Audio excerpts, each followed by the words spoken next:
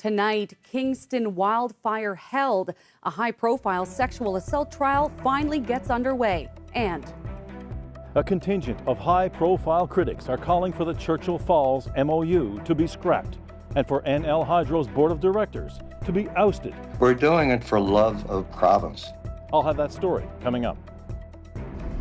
Here in Perry's Cove, the roadblock is still up and the evacuation order for 4 communities continues. Now the province is giving more money to impacted residents. Coming up, I'll tell you how that's received and what people say they need to return to their communities.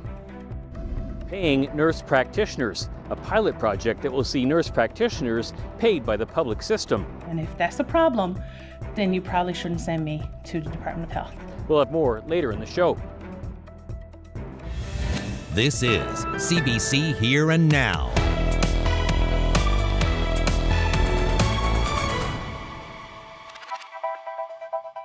good evening and welcome to Here and Now. I'm Ariana Kelland, filling in for Carolyn Stokes.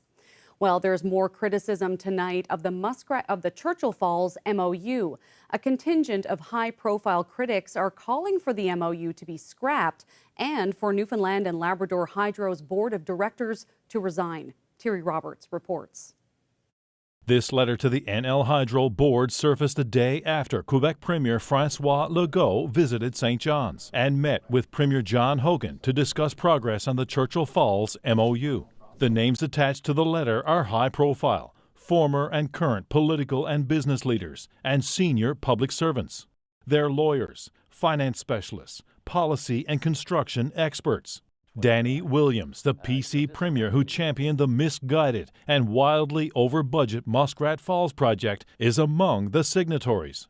And they are not holding back on what they think of this proposed new hydroelectric partnership with Hydro-Quebec. It seems to be repeating the mistakes of the past starting in 1969. They're calling the MOU a giveaway, a sellout to Quebec when the demand for clean, renewable energy has never been greater, and potentially the biggest strategic error in the province's history. They want the MOU to be scrapped and for a new agreement to be pursued that provides greater benefits to Newfoundland and Labrador. Otherwise, they say the entire NL Hydro board of directors should go. There's no indication they stepped back and tried to get out of the tunnel vision that Quebec imposed on them. It's the latest flare-up of opposition since this historic moment in December, when former Premier Andrew Furey ripped up the lopsided 1969 Churchill Falls Agreement. Under that original deal, Hydro-Quebec receives practically free power from Labrador and has earned many billions in profits. The MOU promises to increase output on the Churchill River by nearly 4,000 megawatts through developments such as Gull Island, and according to the Premier and NL Hydro officials, deliver $250 billion in new revenues to the province over the next half-century. But these critics say the agreement is once again weighted in favor of Quebec, that the duration of the deal is too long, at 5 decades. And there's this. We don't see any evidence that Hydro, the management of Hydro, or the government has given any consideration to the placement of AI farms to satisfy the burgeoning demand for power for AI, co-locating next to power sources. That's happening all over North America and the world, even in Iceland, for example, and we've ignored that whole industrial revolution.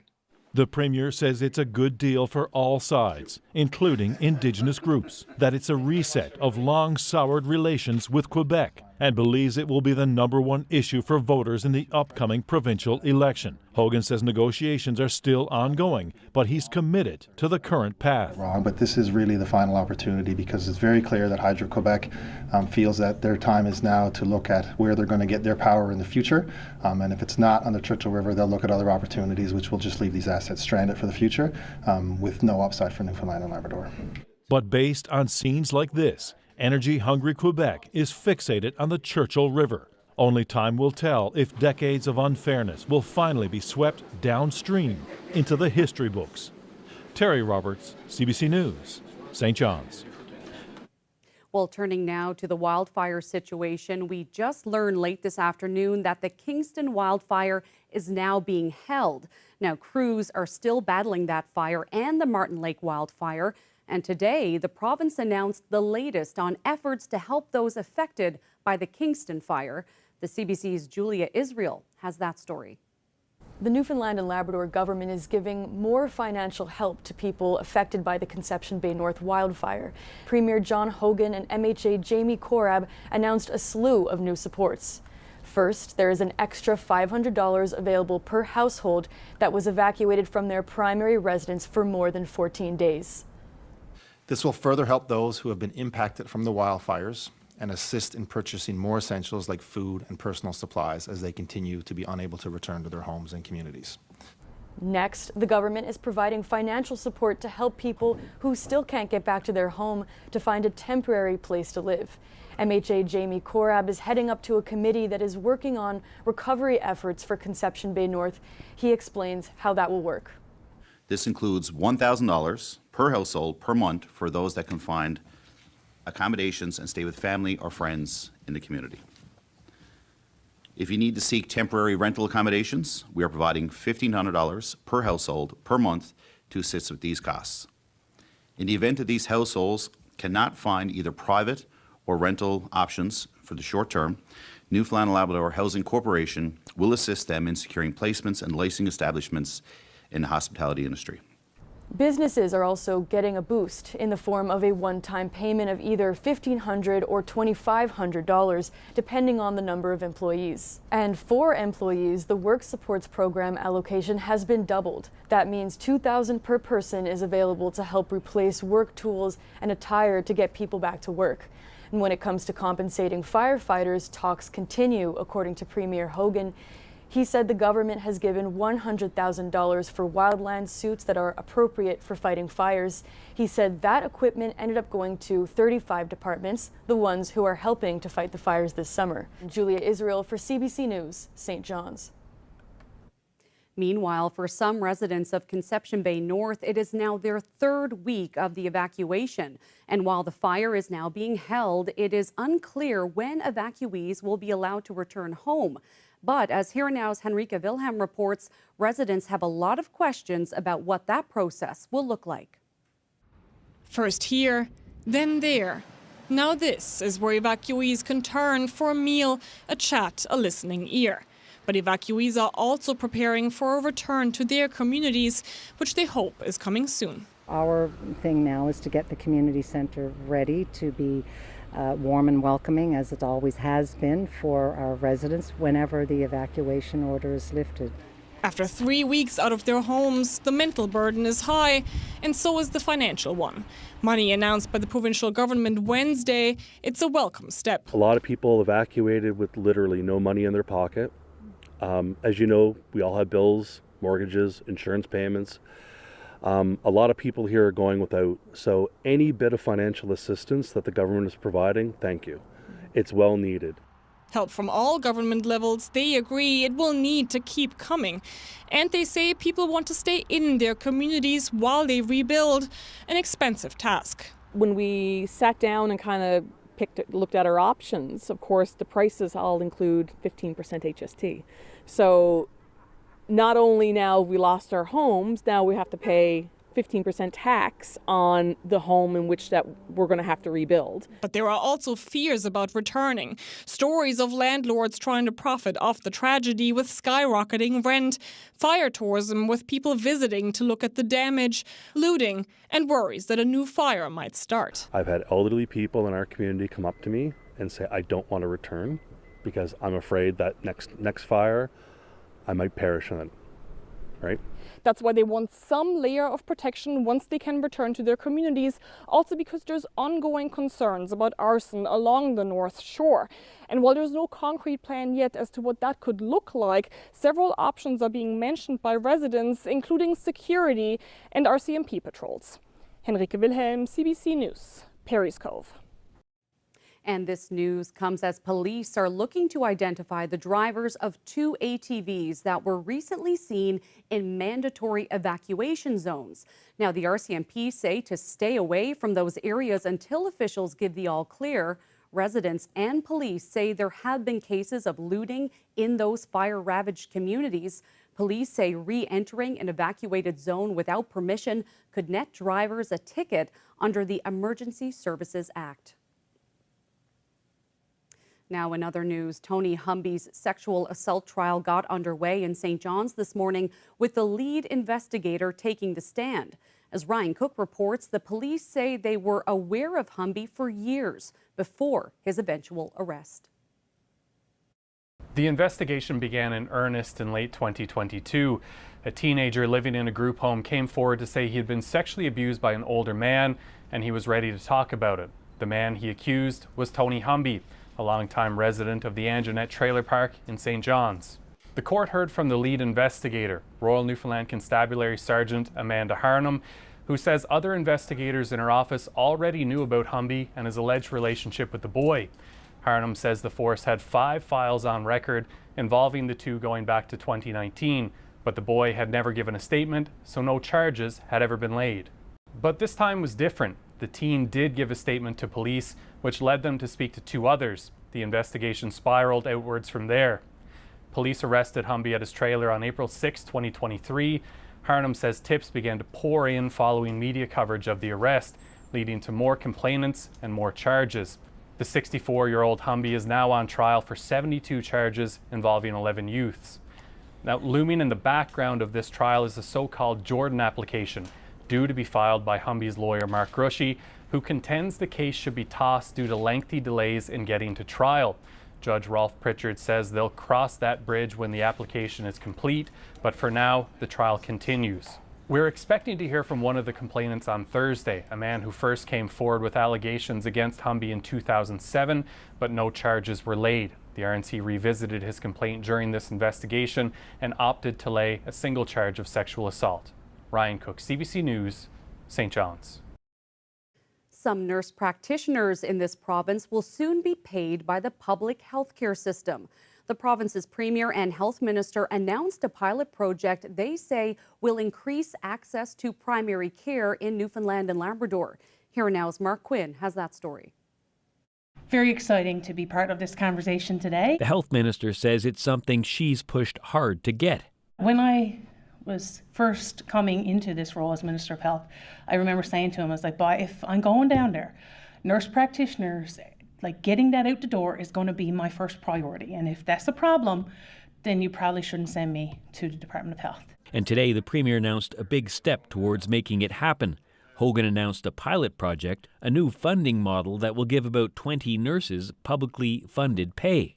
So in the coming months, nurse practitioners who wish to participate will receive annualized funding from the provincial government. And what this means for nurse practitioners is if they choose to participate in this project, they will receive funding from the government to provide these medically necessary health services. And what it means for the patients is that nurse practitioners who participate will no longer charge them for out-of-pocket medically necessary services. The project's expected to cost about $2 million. Participating nurse practitioners will be affiliated with family care teams and they'll be paid less than family doctors. It's a model that's expected to help thousands of Newfoundland and Labrador residents who currently don't have access to primary care. What that ultimately means is more primary care health access for all patients of this province. The Registered Nurses Union says it's a good first step, but President Evacuee says if nurse practitioners are essentially doing the same work as family doctors, the next logical step is equal pay for equal work. Mark Quinn, CBC News, St. John's. Well, Canada's first commercial rocket launch has been delayed again. The spaceport in St. Lawrence called down today's planned launch due to less than ideal conditions. Yeah, looking like the weather's going to get a little better as we head towards the next couple of days. Today, it is beautiful out there, this afternoon anyway, in St. John's. We take a look at the shower activity. Now, Burin Peninsula about to see some showers, if not already, and we'll continue to see some showers as we head through the overnight tonight, as we see a little bit of a disturbance moving through, bringing those showers right along with it. So expect that essentially for the eastern half of the island. Tomorrow, risk of thunderstorms for parts of the island as well. Then we've got more rain on the way this weekend. I'll break that all down for you coming up a little later.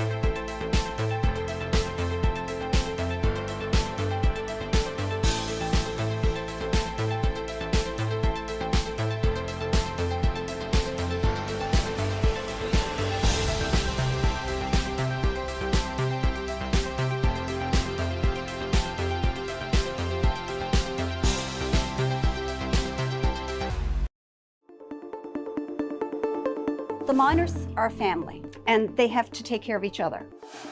It's truly an honor as a Newfoundlander to be able to go out there and bring back a representation of all the Newfoundlanders that weren't able to come back. Love the world around you because it does shimmer with the impossible sometimes made possible.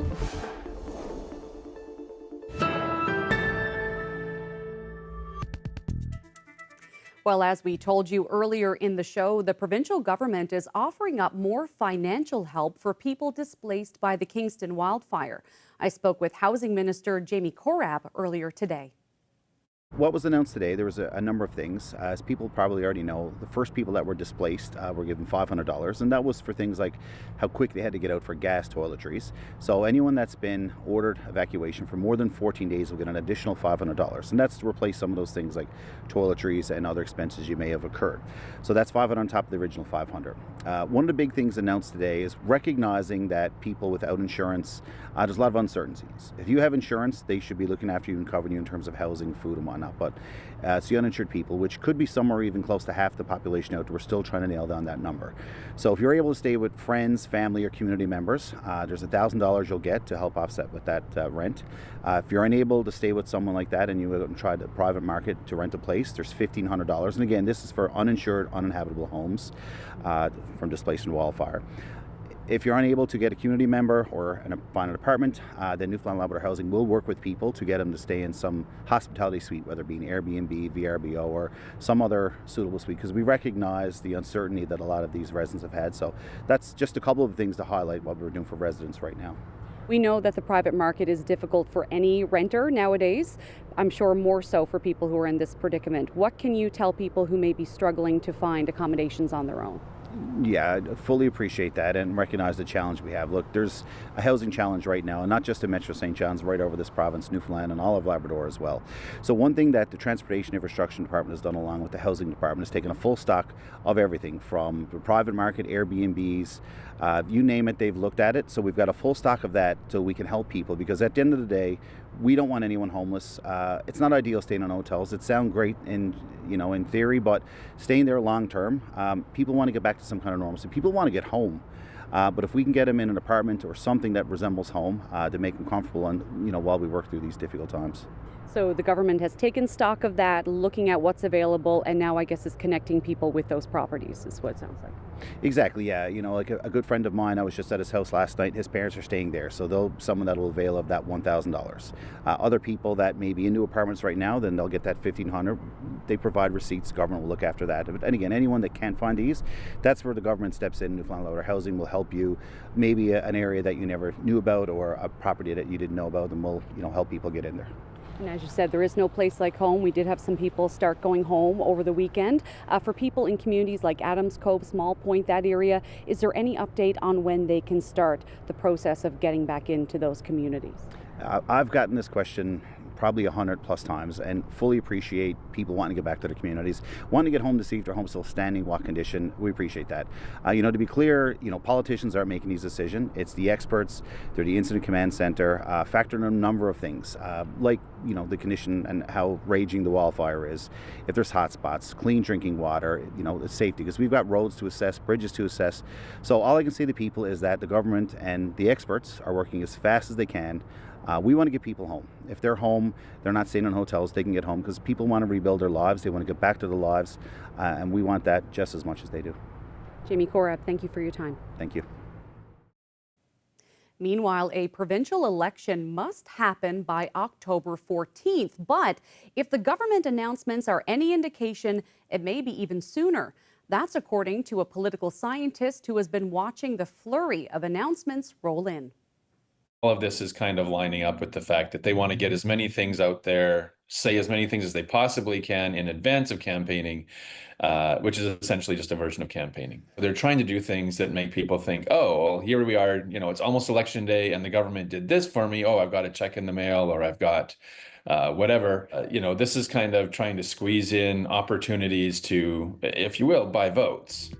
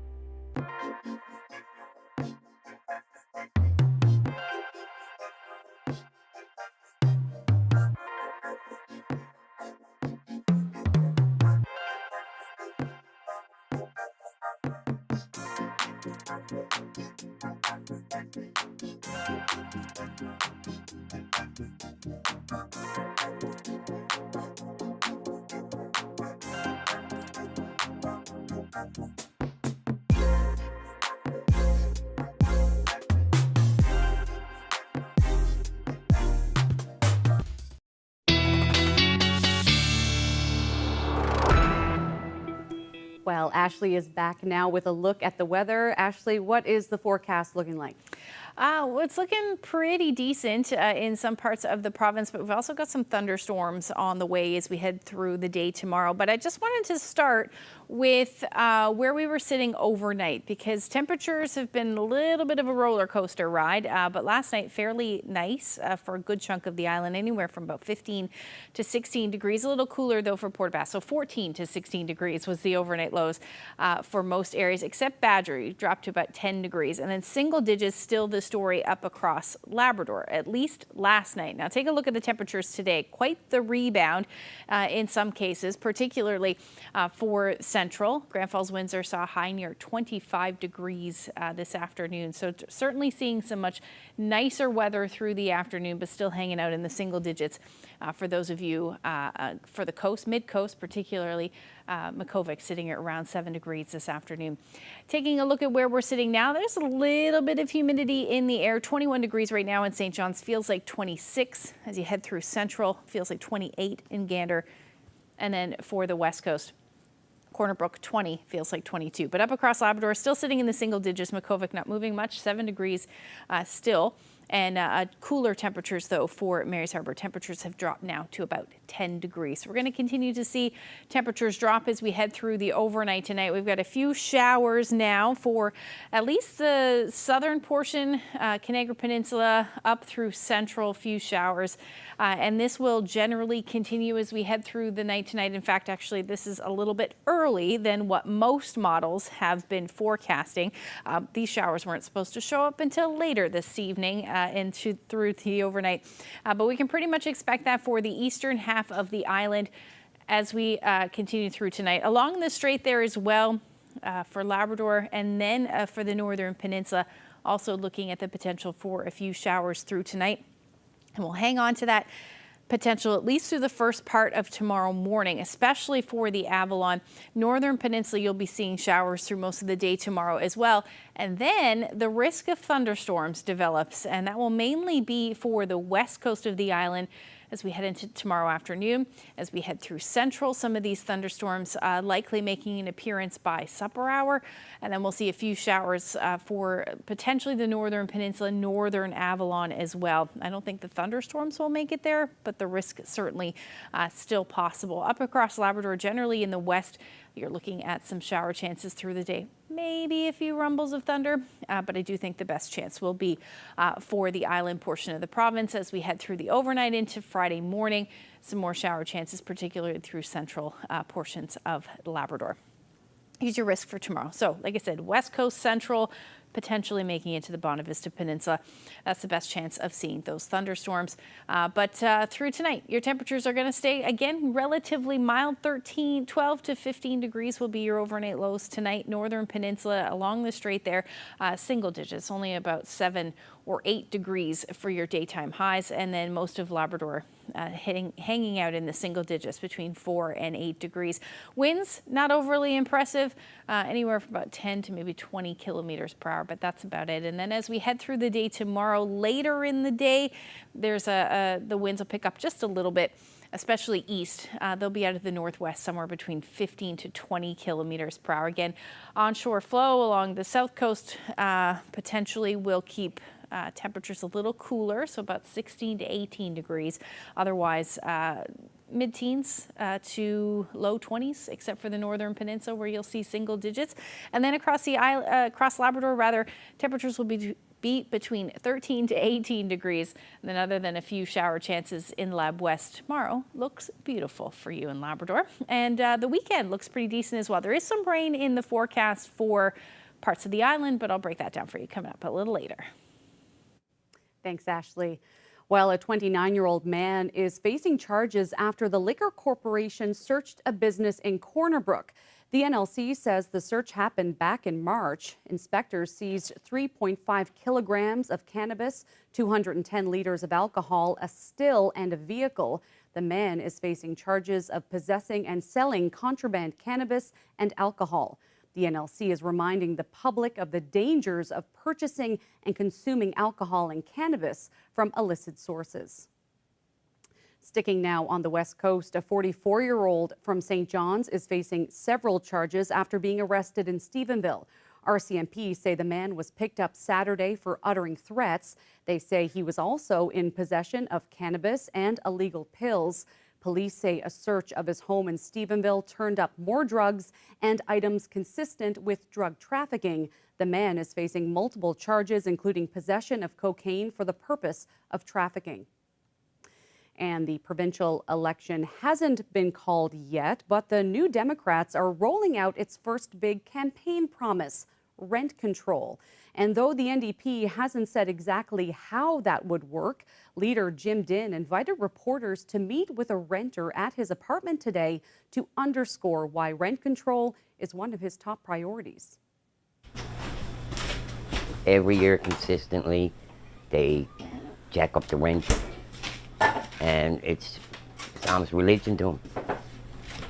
Started off, first when I come here, it was like $25 a month.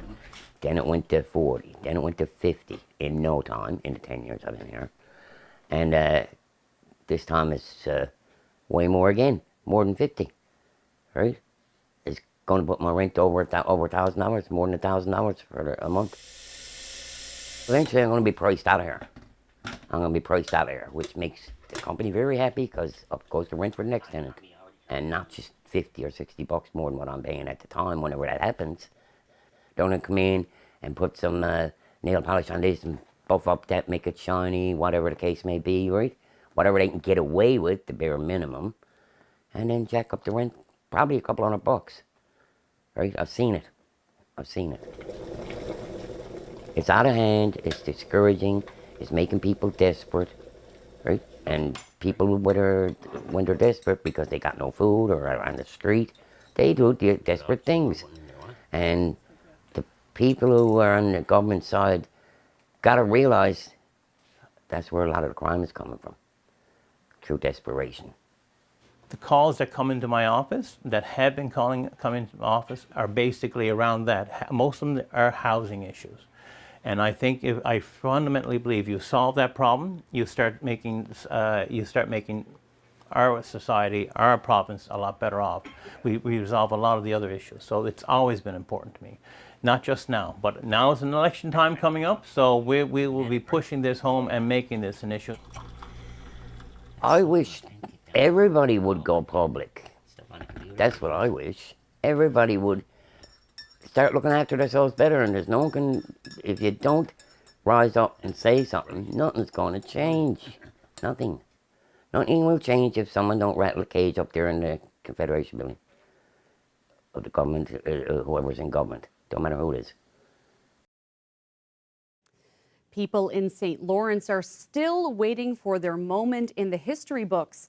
The Nord Space rocket couldn't complete its first launch today, but as Peter Cowan tells us, there's still hope it could happen this week. Unfortunately, the weather here in St. Lawrence was not conducive today to launching a rocket. There was a lot of drizzle this morning, and fire and water do not mix, especially with rockets. They were hoping they might even just get a rehearsal in. They'll do the full 4-hour procedure it takes to get the rocket out, get it on the launch pad, get it fueled up, and do everything except press that button to launch. That's important for the teams to make sure that they're doing everything to make sure this launch is successful. But this morning when we went out to the site, it was so wet they couldn't even get the rocket out of the trailer. The good news is there are 2 more days that they have to try and do this rocket launch. Tomorrow, there is a bit of drizzle in the forecast for tomorrow morning, so that's not ideal. Friday morning is looking good, so that is likely to be launch day, but we're still waiting for the final word. The downside with Friday is that is the last day in their launch window that has been approved by Transport Canada and Nav Canada. So if there is a problem that comes up Friday, they will have run out of room. but everyone here in St. Lawrence is keeping an eye on it. It's one of the questions everyone asks me when you're around town is, when is this rocket going to launch? And everyone here is really hoping that the company is able to pull off this milestone. The first time a commercial rocket has been launched in Canada and being launched from right here in St. Lawrence. Peter Cowan, CBC News, St. Lawrence.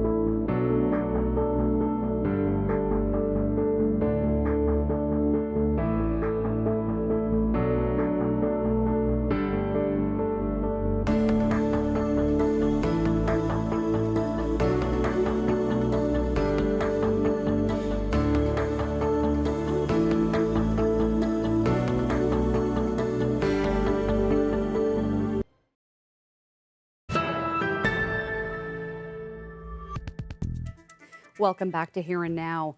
Now, weeks after multiple fires sparked emergencies across the island, one fire official is now talking about the importance of coordination to make sure a fire department's own community is protected while fighting fires in other municipalities.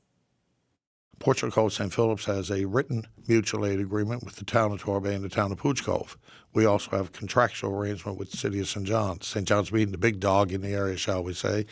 So we reached out, and our mutual aid agreements are long-standing, and they function for us quite well, be it just the need for additional personnel or an extra truck, whatever the case may be. In this particular case, one of the things that enabled in the past couple of weeks, one of the pieces that enabled us to respond was not only the mutual aid agreement, but an agreement between the four of us, Torbay, Pooch Cove, City of St. John's, and us to go into what we call an automatic aid mode, which in other words means as soon as I get a confirmed structure fire in my community, I knew that I had personnel from Pooch Cove, Torbay, and St. John's coming towards me to provide that assistance. So that was done very quickly on August the 9th by phone calls, to tell you the truth. And yep, we agree. We're all in on an automatic aid situation because we knew our capacity could be stretched, especially with personnel. We've all got a lot of good equipment in here, and we're some of the, there's the City of St. John's, the biggest fire department, but Torbay, Pooch Cove, Portrush Coast, St. Phillips were reasonably large fire departments with good numbers of personnel and good equipment and multiple units, shall we say. So we go into an automatic aid mode, and that it further enabled us to be able to provide that exterior support to Holyrood, Paddy's Pond, Conception Bay North. Returning now to today's wildfire briefing and a connection to a story Here and Now first brought you earlier this month. Volunteer firefighters say they need better protection to fight wildfires. And today, the Premier announced at least some will get their wish. Today, we're also announcing $100,000 for wildland coveralls for the volunteer fire departments throughout the province who contributed to the wildfire response over the past month. As we've said every day, volunteer firefighters are putting their lives and have put their lives on the line and set aside personal responsibilities to protect their communities and neighbors across our province. And I know and we understand this summer has been very challenging for everyone involved in the fire service across the province. And that's why we're very pleased to provide funding to purchase these wildland suits, and we will continue to work with our incredible volunteer fire departments, as we always have, to ensure they have everything they can to do their job safely. Doesn't require much imagination to think about what it feels like staggering around in 40 to 50 pounds of bunker gear in the temperatures and humidity we've had when the fires have been at their height. And the wildland fire suits are designed for that kind of environment. There are 35 departments who sent people, and it's the people we're trying to look after. Letters have gone out as late as yesterday afternoon to those departments, inviting them to let us know their needs so we can kit out one full crew of their department for any future wildland events that we have.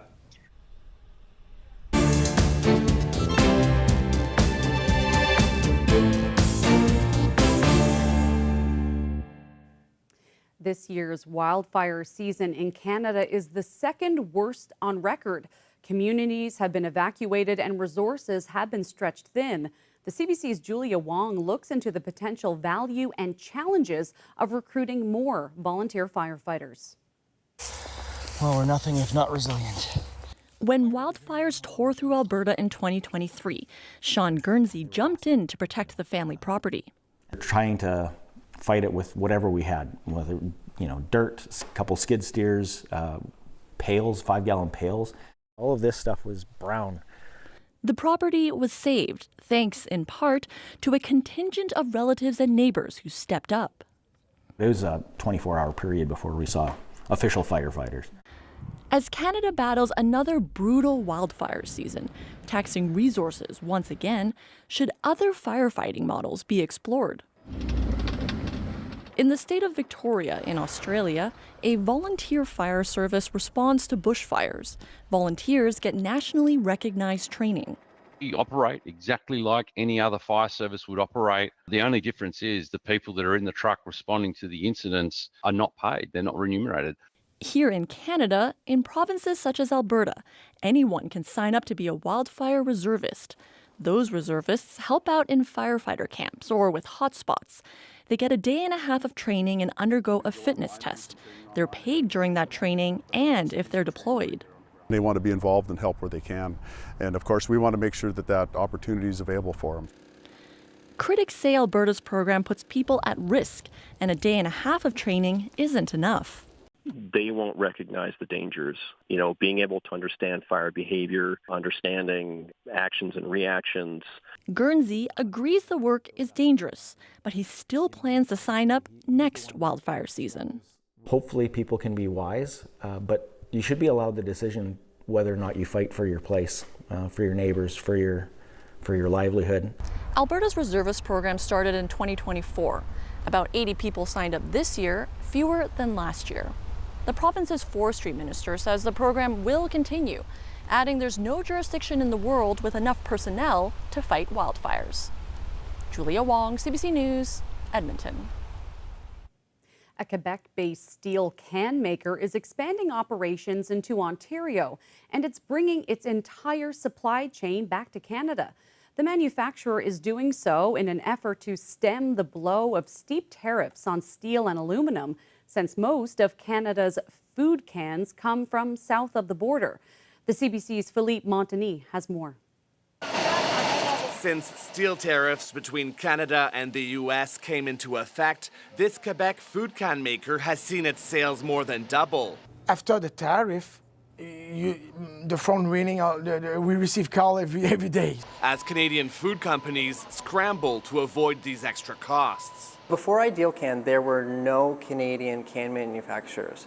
So we were left with having to source from the United States. Sprague Foods, which sells canned soups, beans, and vegetables, is one of many to make the switch. We would have been left with passing those tariffs off to our customers. The CEO of Ideal Can is now looking to expand to Ontario, launching a new plant in the Windsor region in January, which could produce around 1.2 billion cans a year by 2028. There used to be like a lot of blue-collar jobs in this city, and there simply isn't anymore. It's something that we could really use. The Windsor region has one of the highest unemployment rates in the country, at more than 10%.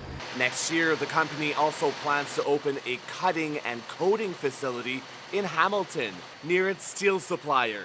That part of the production is still only done south of the border. And they ship them back up. No, that's stopping. Ontario Premier Doug Ford is on board with the Ideal Can expansion, which could create more than 100 jobs. But experts say shifting an entire supply chain is not necessarily economical. Building a plant is always a challenge because you have to know what will be the payback period for your investment. And so usually payback periods are at least 8 to 10 years. So these are long-term decisions. And even beyond food cans, untangling these contracts and supply chains for much more integrated sectors like auto manufacturing is no easy task. Philippe de Montigny, CBC News, Toronto. Well, Quebec francophones have been watching a dubbed version of The Simpsons for decades, but it now looks like the show won't be available in their mother tongue, and they face the prospect of bidding adieu to Homer Simpson and his family.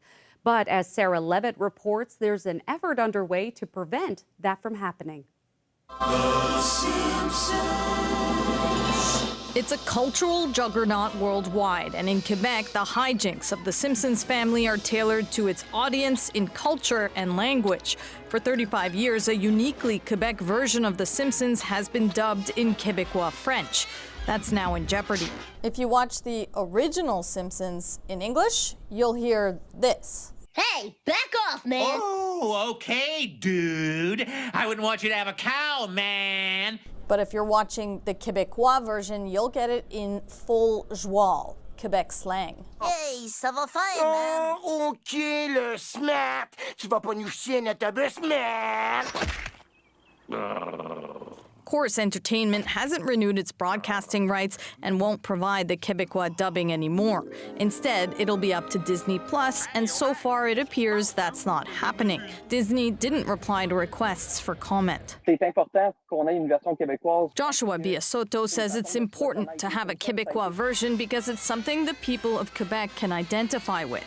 He's launched a petition that's already amassed more than 25,000 signatures. The show uses local references and name checks Quebec celebrities and politicians.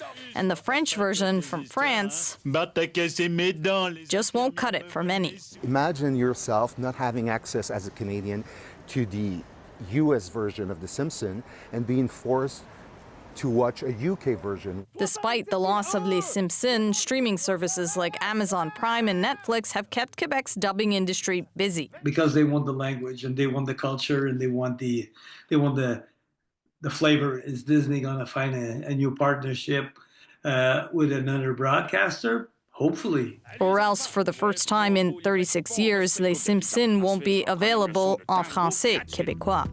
Sarah Levitt, CBC News, Montreal.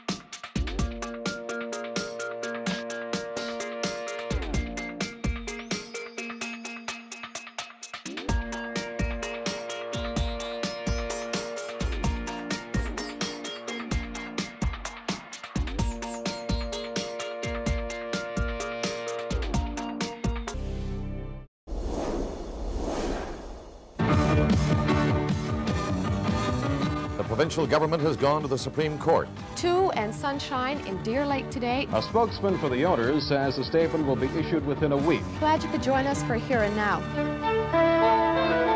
This is CBC.